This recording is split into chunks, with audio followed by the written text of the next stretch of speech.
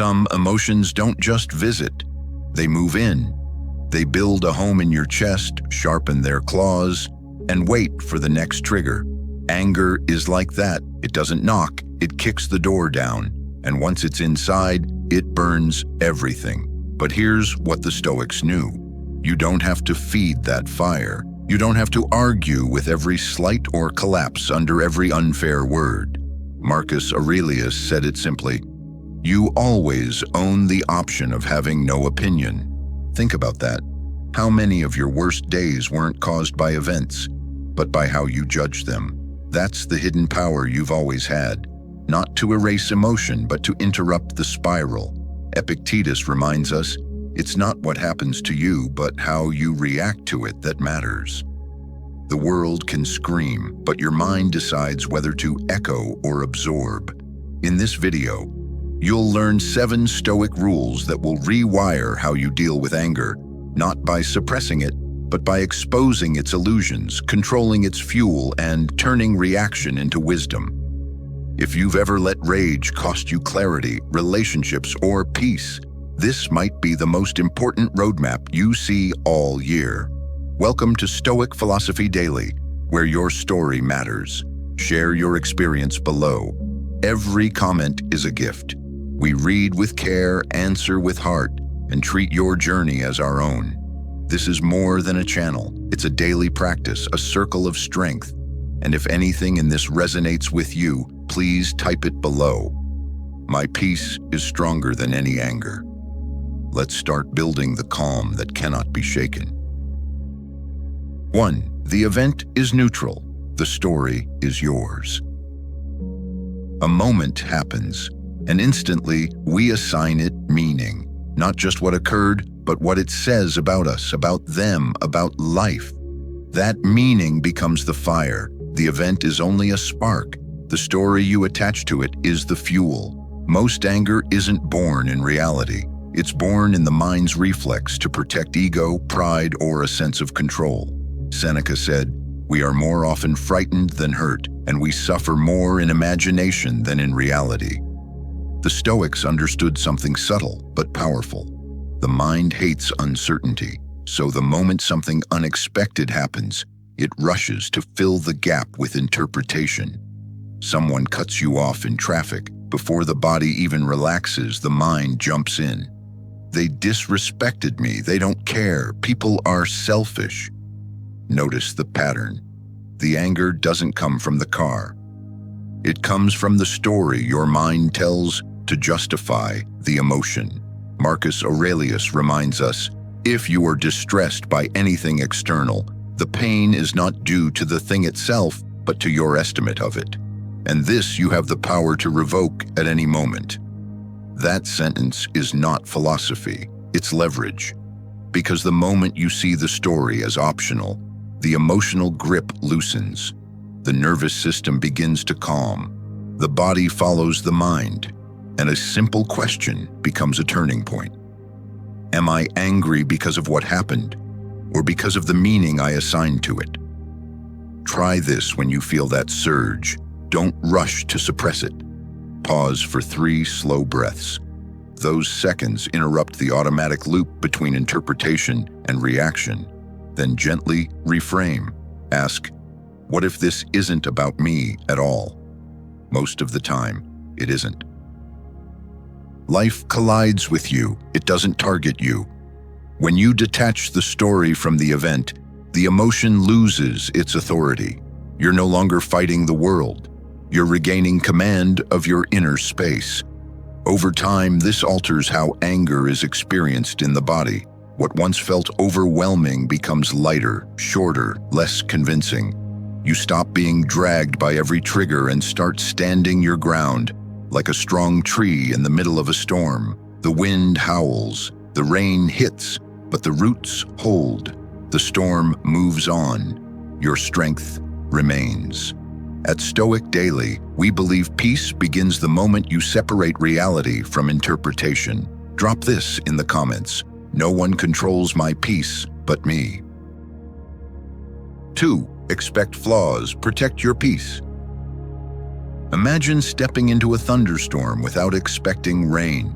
How ridiculous would that be? And yet, we walk into our days shocked when people disappoint us, lie, snap, or fail to fulfill their promises. The Stoics saw through this illusion. Marcus Aurelius wrote, "The people I deal with today will be meddling, ungrateful, arrogant, dishonest, jealous, and surly.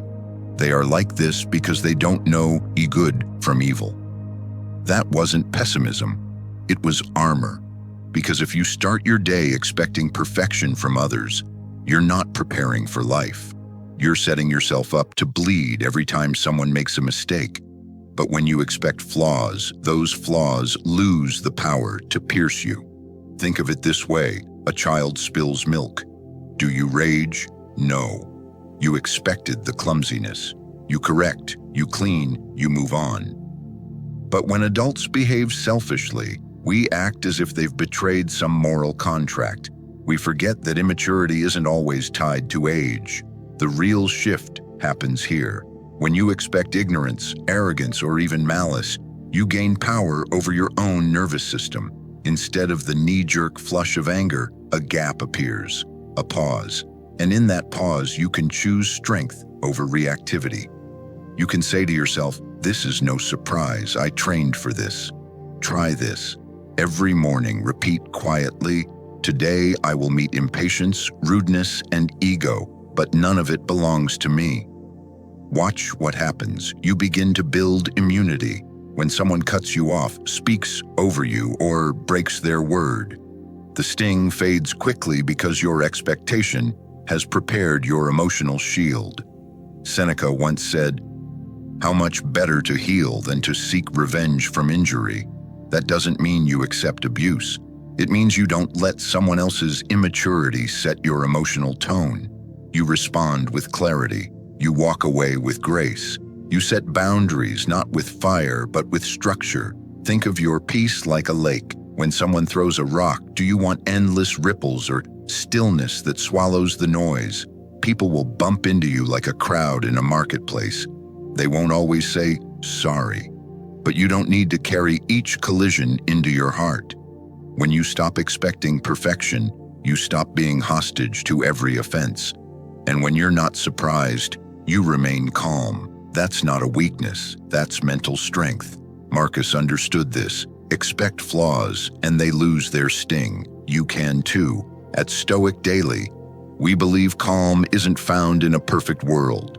It's built by expecting imperfection and choosing peace anyway. Comment below, "I expect flaws, but I choose peace." 3.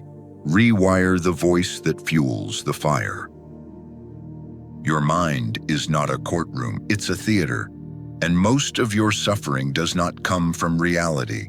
It comes from the script you let run inside your head. The inner monologue that interprets, exaggerates, and repeats. The insult does not hurt you. The replay haunts you. Epictetus said, "Men are disturbed not by things, but by the views which they take of them." The Stoics saw that the voice in your head is not neutral. It decides whether you burn or breathe.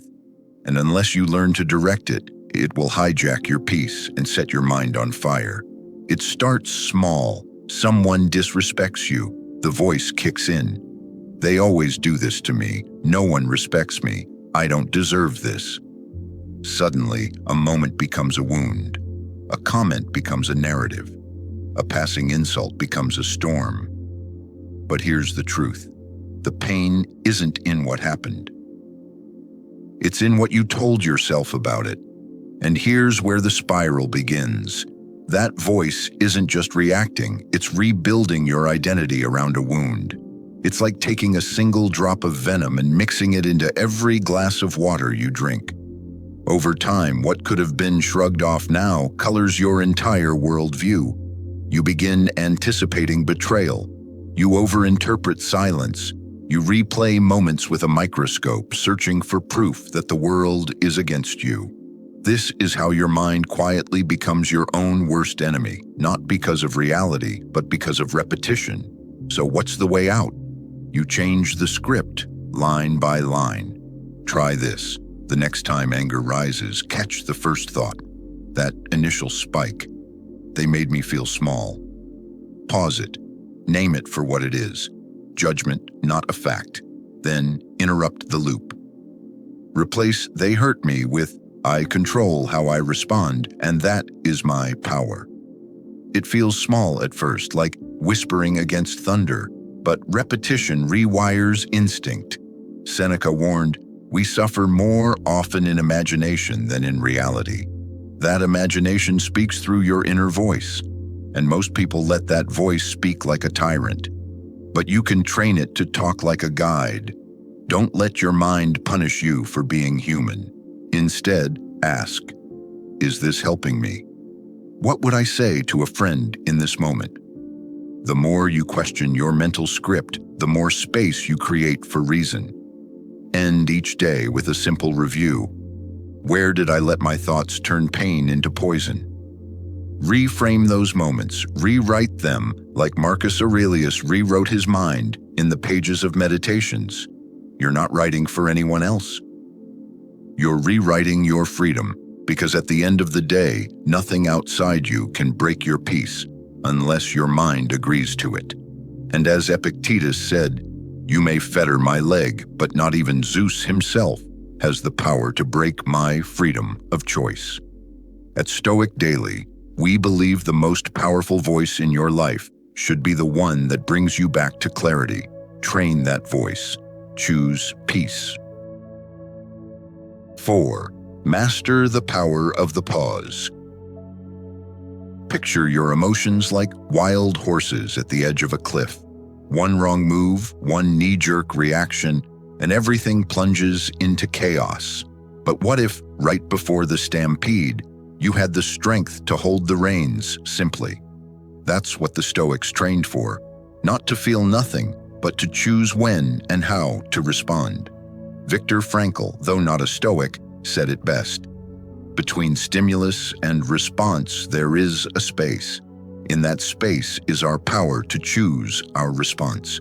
In our response lies our growth and our freedom. Anger thrives on immediacy. It feeds on the now, the insult, the inconvenience, the unexpected shift. The quicker you react, the more control you hand over. The more you pause, the more you reclaim. This pause isn't passive, it's an act of war against impulsiveness. It's stepping back from the cliff instead of leaping with the herd. And that small space, 3 seconds, 1 breath, a silent inner cue, is where everything changes.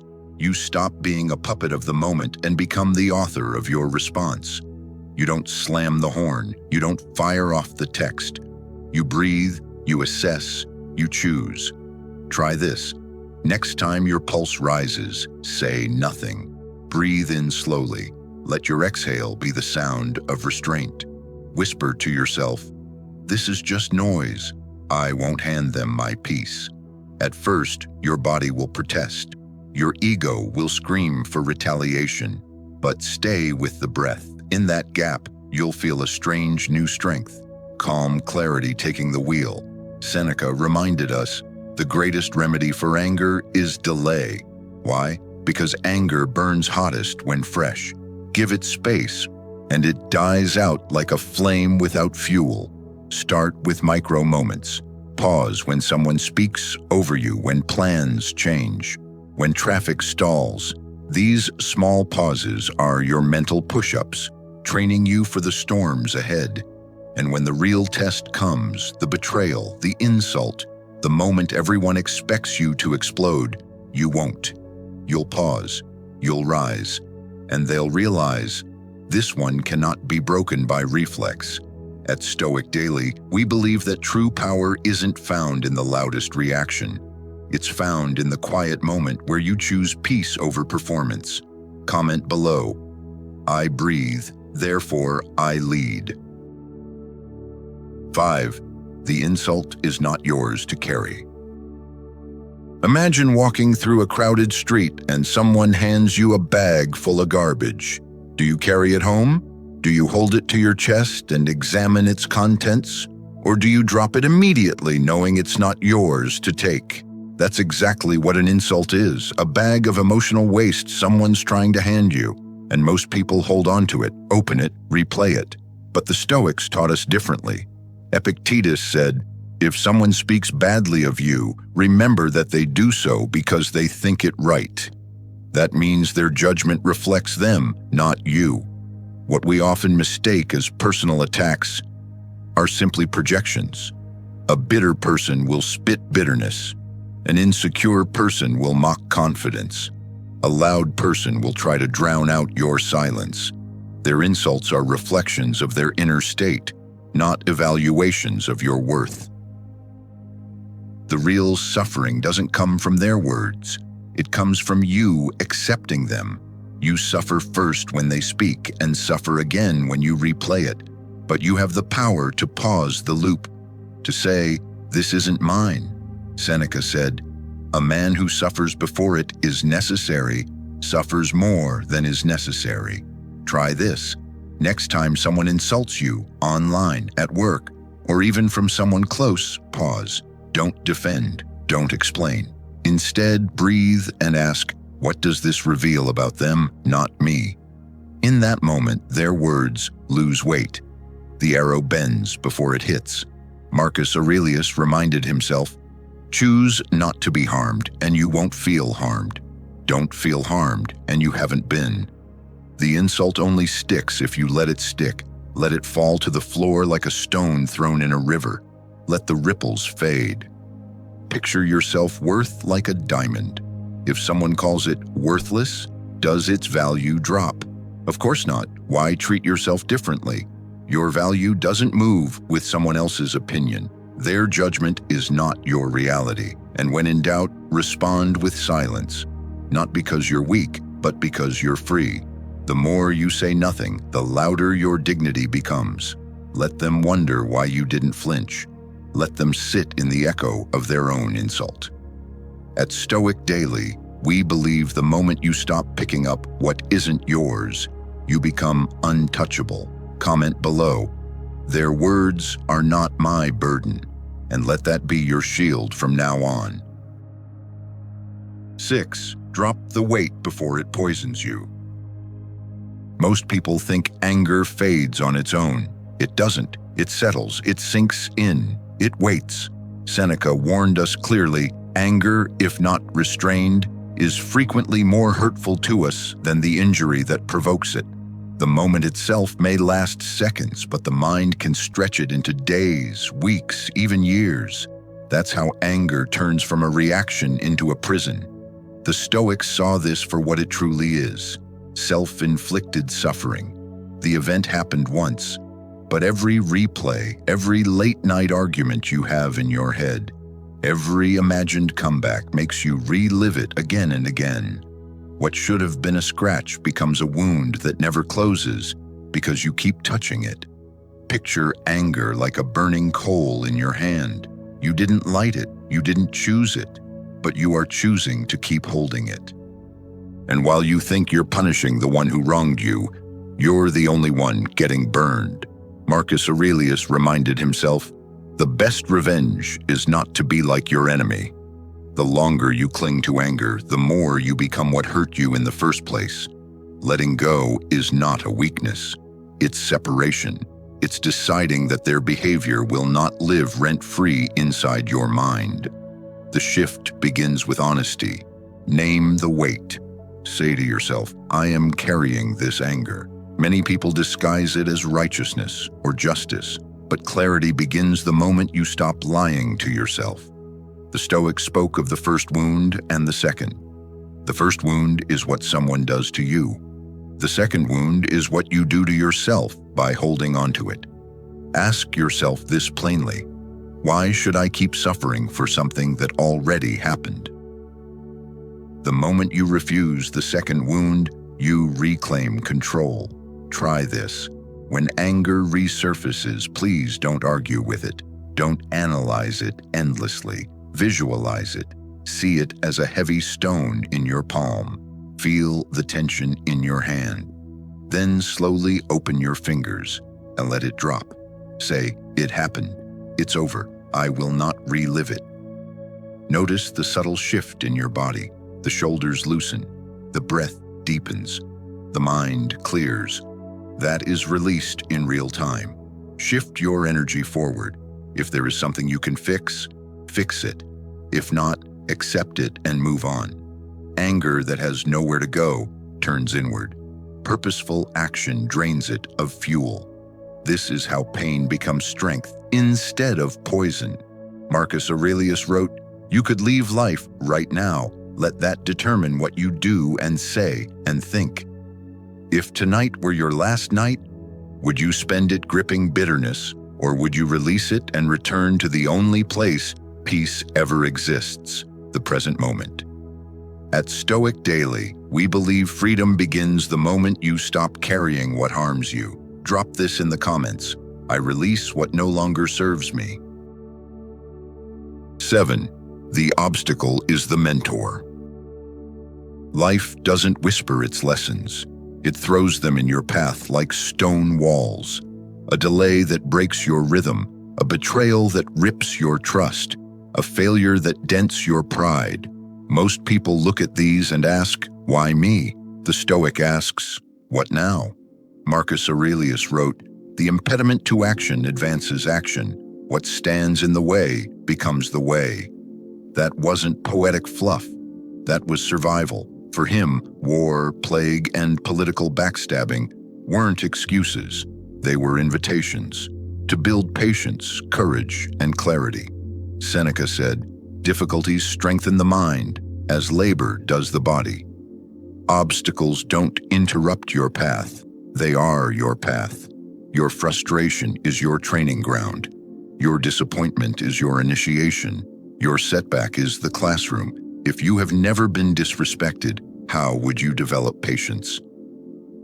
If no one ever betrayed you, how would you build discernment? Anger rises when we believe life should be smoother, people should be better, and things should go our way. But what if nothing's gone wrong at all?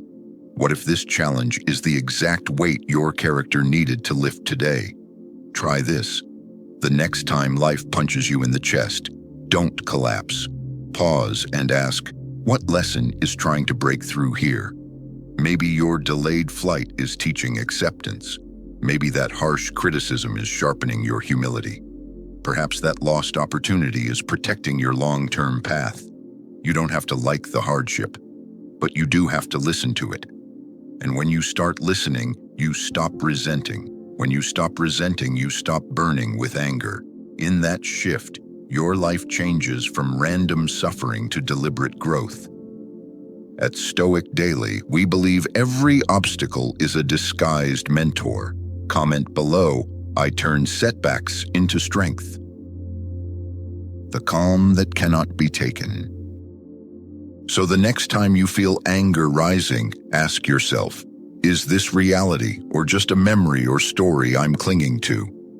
Return to the present. Breathe into what's real, and you'll often find the fire disappears before it can burn you. Across this journey, you've learned how to reclaim your calm, from separating judgment from events to expecting human flaws, mastering your inner voice, pausing before reacting, letting go quickly, and anchoring yourself in the present. Each principle builds into a quiet kind of power. Because the Stoics taught us, no insult, no betrayal, no obstacle can truly harm you unless you let it inside. Your peace is yours. And when you live with intention, you don't hand it over so easily. You don't burn for others' mistakes. You don't get pulled into every storm. You choose to respond, not react. To learn, not blame. To breathe, not break. This is what it means to be untouchable, not immune to life's tests, but unshaken by them. Not cold, but clear. You hold the fire without letting it consume you. So drop this final affirmation in the comments. I am untouchable, calm, and at peace. If this video helped you, share it, like, comment, and subscribe to the channel. Let's build a world where discipline leads, and peace isn't accidental, it's chosen daily. At Stoic Philosophy Daily, we believe the greatest strength isn't control over others. It's self-mastery in the storms no one else sees. If you're seeking more, discover the full path on my channel, Stoic Philosophy Daily.